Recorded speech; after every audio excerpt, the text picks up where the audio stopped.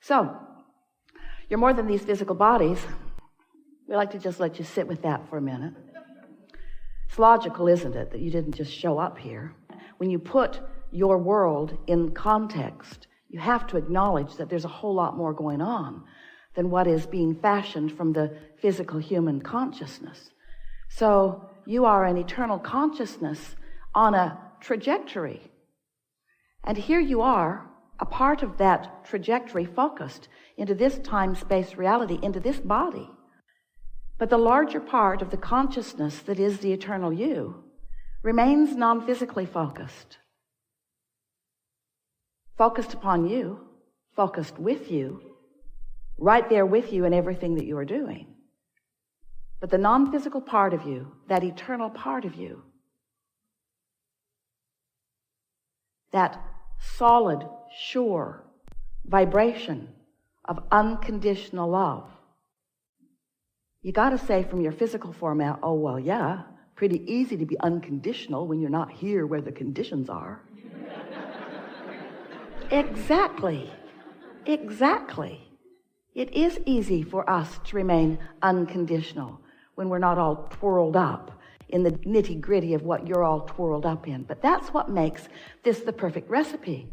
The source energy part of you remains non-physically focused, aware of you, but solid in the vibration of all that is well.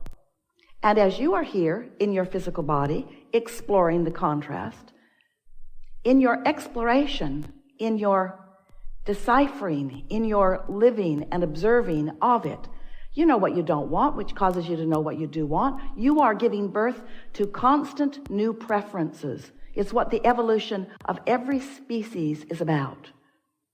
So as you are giving birth to these new rockets of desire, we call them that because they are vibrational, and from your point of view, you would see them go fast, you would see them exude out from you. Rockets of desire. So life just continues to call you further and further and further along your path. The question is, how sensitive are you to the vibration of that calling? And how really on your path are you? If you are in this moment loving someone, you're on your path. But if you're mad at them, you've stepped off into the weeds for a minute. And we know some of them are annoying. Some things that people do, some things that people think, some things that people think about you, some things that you are focused upon are hard to take. They don't feel good when you focus upon them. But we want you to leave this room fully understanding that the reason that they don't feel good when you focus upon them is because the larger part of you isn't focused upon them. And your attention to them is taking you from your path. Now, when anyone starts talking about a path, it makes you squirm a little bit because it sounds like, oh yeah, so it is all pre-decided for me. Somebody already figured it out, and here I am, a puppet on a string, looking for my path. And we say, exactly. No, we don't say that. It's not like that at all. Here you are in your physical body, carving out your path. You're carving out the path. But yes, you had intentions when you came into this physical body that were the path that you were walking along when you made the decision to come here. You knew that you were worthy. And when you get off that path, you feel awful. You knew that you are valuable. And when you get off that path, you feel awful. You knew that this was going to be a wonderful experience. And when you get off that path, you feel awful. You knew that you are the creator of your own experience. And when you get off that path, you feel awful. You had all of these intentions, all of this knowing that you have amassed from life. And the source within you stands in complete knowledge of that path. So here you are in your physical body, making decisions, all kinds of spectacular, detailed decisions. And as you make those decisions in vibrational alignment, in other words, you can be or do or have anything that you want and feel wonderful as long as you're not mad at yourself while you're doing it. That's off your path. You can be or do or have anything, and the source that is within you will support you completely, and you You will feel wonderful unless you're mad at someone else, unless you're condemning something else, unless you're looking right at what you do not want and making that a lifestyle of vibrational habit. And that's really what we're talking about. We're talking about the vibrational frequencies or the thoughts or the energy. These words are all dovetailing that you are generating. There is a powerful law in this vibrational universe of which we are all a part. We are calling law of attraction. And what that law is, it is the manager of the vibrational frequencies of this universe. It's the manager of the thought vibration. It's really the manager of all vibrations. But in the context of this gathering, when you think a thought, law of attraction responds to the thought that you're thinking and brings you other thoughts that match it, other thoughts of same frequency. So when you focus upon the well-being of something, law of attraction will bring you more thoughts like it. When you focus upon the not well-being of something, law of attraction will bring you other thoughts like it. And as you focus there in those early stages of those easy thoughts, law of attraction will bring you more thoughts like that until eventually you will have a significant enough vibrational pattern or trajectory going with that thought that you might even say, I believe that. That's all a belief is. A belief is just a thought you keep thinking. That's all it is. In the early days of interacting with us, Esther argued with us about that. She would say to us, Abraham, but it's true. I know you don't think I should think about it, but it is a true thing. And therefore, doesn't it deserve some of my attention? And we say, there are so many things that are true that you want to practice until you believe them and until you attract them, until you live them fully. And there are some things that are true that you don't feel that way about. Just be discerning. Be a selective sifter. Choose what you think about. But Esther argued, and some of you do too, but Abraham, sometimes I do not think I am choosing this thought. I think this thought chose me. And we say, we know how that feels when you get that momentum going. When you get a certain amount of momentum going, it plays out. The laws of the universe that you know, the laws of physics, you know, it's like that. Put your car at the top of the hill. San Francisco is what comes to Esther's mind because she could not believe those hills that people were actually driving up and down. Put your car at the top of one of those hills and take it out of gear, take the brake off, and just test to see what the laws of physics are about. Just nudge that car just a little bit from behind. Just nudge it. And watch what happens next. There's no question about what will happen next, is there? The weight, the gravity, the inertia, the laws of physics are known by you experientially. You know what's going to happen to that car. But if you come to your senses and say, oh wait, I already know the outcome of this, I choose something different, so you step right out in front of that car and it bumps up against you, it stops. The momentum stops right there, doesn't it? You wouldn't want to be at the bottom of that hill, stopping that momentum.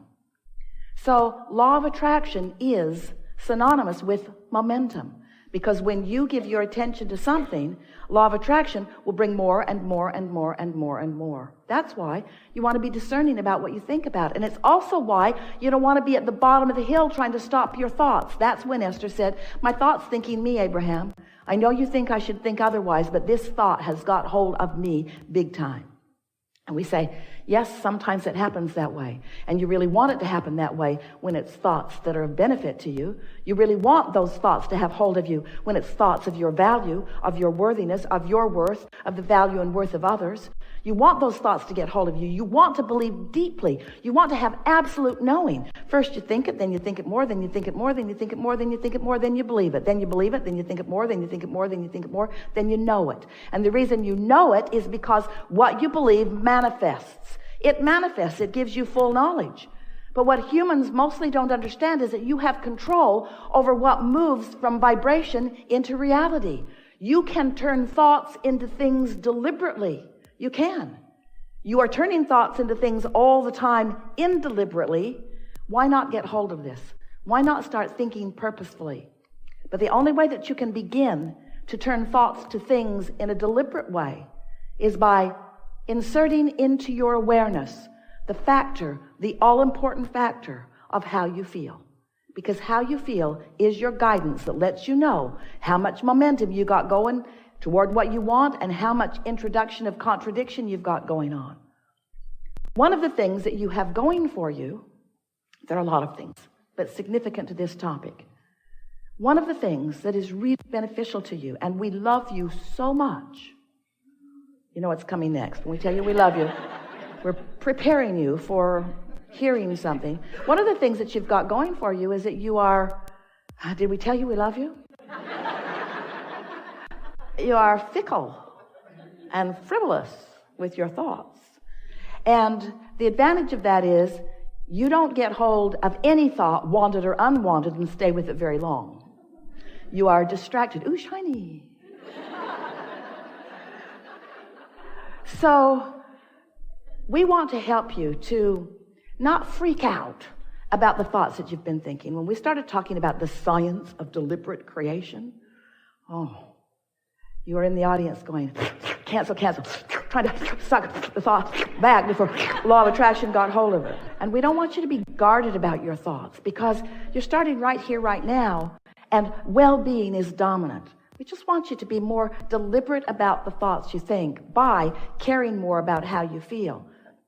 And it's helpful to understand how it all fits together, isn't it? So you were source energy and still are, but a large part of you remained in that non-physical place. The largest part of you is still non-physical, while a part of that consciousness is here with you. So here you are in your bodies. You are beautiful. You are brilliant. You are exploring. Contrast all around you, knowing what you don't want, knowing what you do want, and continually adding new preferences to the whole of that which you are becoming. So that non-physical part of you resides in a vibrational reality.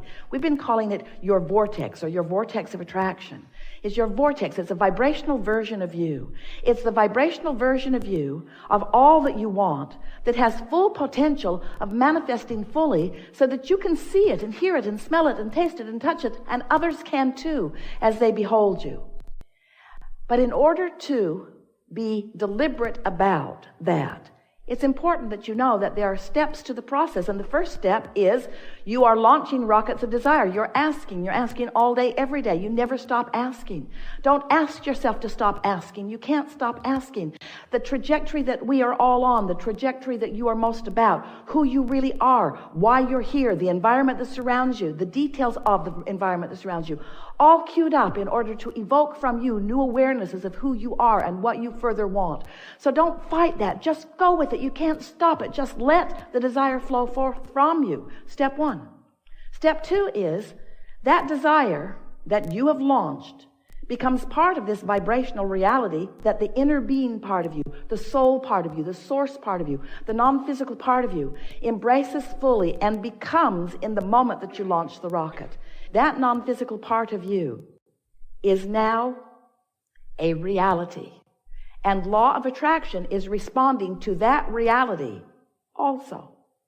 So now, there's the you standing in your body thinking what you're thinking about that desire that you launched.